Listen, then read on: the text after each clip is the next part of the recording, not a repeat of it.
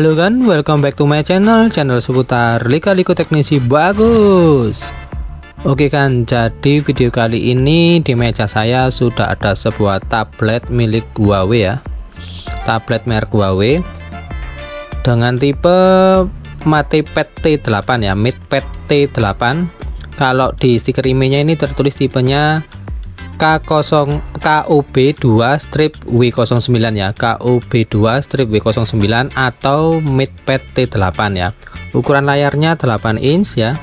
Nah, ini menurut pemiliknya kondisi tablet Huawei-nya ini mati total, dan jika dilakukan pengisian daya atau dicas itu hanya lampu LED berwarna merah ya. Di bagian atasnya ini ya, kanan atas ini hanya lampu LED merah, tapi tidak ada respon dari LCD-nya ya. Jadi LCD-nya tidak tampil gambar saat dicas. Seharusnya kan kalau dilakukan pengisian daya dia harus muncul logo tanda petir ya, atau logo tanda baterai sebagai apa, tanda bahwa itu melakukan isi daya ya. Nah, jadi video kali ini saya akan sharing santai saja pengalaman saya membongkar dari Huawei MatePad T8 ini, dan juga coba cara memperbaikinya. Kenapa ini bisa mati total, kita akan lakukan analisa ya. Untuk pertama kali ini saya melakukan pembongkaran di area LCD ya, karena untuk membongkarnya kita harus mengangkat panel layar ya. Nah, ini ya, panel layarnya sudah terangkat, dan tentunya ini panel layarnya saya membukanya dengan bantuan blower ya, karena panel layarnya ini terdapat perekat ya. Jadi untuk mengurangi daya rekatnya itu kita harus menggunakan bantuan blower. Kemudian angkat panel layarnya seperti ini ya. Kita akan menemukan plat yang mengunci fleksibel baterai dan fleksibel panel layarnya atau fleksibel LCD-nya. Kita buka terlebih dahulu plat penguncinya. Karena plat penguncinya ini dikunci oleh dua baut, itu kita buka dulu ya bautnya. Bautnya menggunakan baut plus atau baut Philips ya. Nah, ini ada beberapa sisa perekat yang masih menempel di panel layarnya, saya bersihkan juga sekalian ya, karena nanti kan juga kita akan tambahkan perekat saat proses pemasangan. Oke ya, ini masih ada beberapa perekat, bersihkan hingga bersih. Nah, jika sudah, kita sisihkan terlebih dahulu ya panel layar ataupun LCD-nya. Kemudian bersihkan perekat yang masih tertempel di area frame ya, frame ataupun casing dari Huawei MatePad T8 nya. Ini video saya percepat saja untuk proses pembersihan sisa perekatnya untuk menghemat durasi waktu ya. Untuk menghemat durasi video saya percepat saja.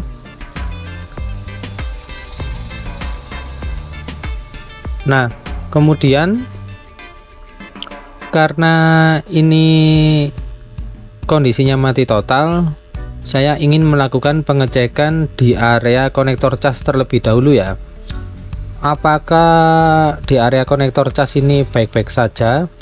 Karena menurut pemiliknya, tablet Huawei MatePad T8 nya ini itu sudah lama tidak digunakan ya. Jadi dia itu sudah diletakkan saja semenjak nggak bisa dicas, itu dia diletakkan saja, tidak pernah dipakai ya. Jadi kemungkinan saya harus mengecek satu persatu ya, mulai dari konektor casnya, kemudian dari fleksibel penghubungnya ya, fleksibel yang menghubungkan antara fleksibel cas dan fleksibel ke motherboard ya, atau bisa disebut dengan fleksibel board to board. Nah, ini ya, ini area fleksibel charge-nya sudah bisa dilihat ya. Kemudian ini saya akan melakukan pengukuran apakah saat dilakukan pengisian daya ini konsumsi arus ataupun arusnya ini masuk sebesar 5 volt. Kalau pengisian daya kan harusnya kisaran 5 volt ya. Nah, ini ya, ternyata konektor casnya dalam keadaan baik-baik saja ya. Ini saya cek menggunakan multitester ataupun avometer, ini dia mengeluarkan tegangan hingga 5 volt. Kemudian saya lanjut untuk mengecek daya baterainya ya. Nah, di sini daya baterainya hanya berkisar 3 volt. Seharusnya standarnya untuk baterai agar bisa menyalakan sebuah ponsel ataupun sebuah tablet itu minimalnya 3,7 volt. Kemudian saya lanjut untuk melakukan pengecekan apakah mesinnya ini konslet atau tidak ya. Ini di setelan avometernya di setelan kali 1 ya, kali 1 ohm meter. Kemudian kabel positif saya letakkan di kutub positif dan kabel negatif saya letakkan di kutub baterai atau di konektor baterai yang negatif. Kemudian dibalik ya, dan di situ saya tidak menemukan indikasi adanya mesin ini konslet ya. Tidak terindikasi konslet, mesinnya baik-baik saja ya. Oke, ini coba saya ulangi atau coba saya cek lagi ya. Nah, ternyata pengisian dayanya, chargernya ini normal ya, dia keluar hingga ke konektor baterai yang ada di mesin. Jadi sebetulnya ponsel ini atau tablet ini tuh normal ya, pengisian daya juga normal, jalur charger normal, ke mesin pun juga normal ya, karena saat dilakukan pengisian daya itu di konektor baterai itu keluar ya.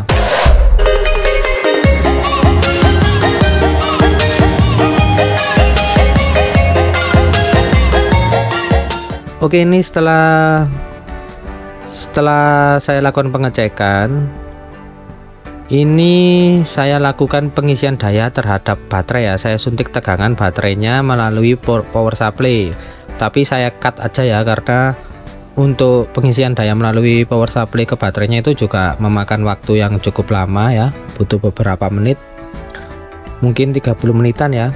Jadi saya cut aja videonya dan langsung saya proses setelah baterainya terinjek atau terisi tegangan ya. Dan di situ sudah saya cek tegangannya sudah berkisar 3,7 volt ya. Nah, ini LCD saya pasang, kemudian saya lakukan pengisian daya, dia sudah muncul ya tanda petir, dan ternyata LCD-nya bermasalah ini kan. Enggak, ini jadi dia hanya menampilkan gambar sebentar, kemudian selanjutnya bergaris-garis seperti ini ya. Jadi tampilan LCD-nya sudah tidak normal ya. Mungkin dulu penyebab awalnya LCD-nya ngeblank atau gimana, atau bergaris-garis sehingga akhirnya tidak bisa digunakan dan akhirnya diletakkan begitu saja dan tidak diurus ya. Dan mungkin harga LCD-nya atau panel layarnya itu mungkin terlalu mahal ya kan ya. Jadi pemilik dari tablet Huawei ini tidak lanjut untuk mengganti panel layarnya ya. Oke, ini coba saya paksa nyalakan ya, tapi dia hanya muncul garis berwarna merah di bagian tengah ya. Kemudian ini ya, kemungkinan ini logo booting ya, logo booting, tapi karena LCD-nya sudah tidak normal, akhirnya dia hanya garis-garis putih seperti itu aja ya. Nah, ini ya malah ada ngeflag dan bergaris horizontal dan vertikal ya. Nah, ini saya sertakan harga-harga tablet LCD-nya ya.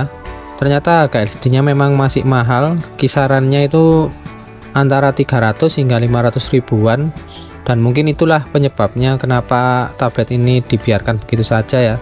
Karena mungkin harga LCD-nya itu terlalu mahal sehingga pemilik pun tidak ingin mengganti LCD-nya ya.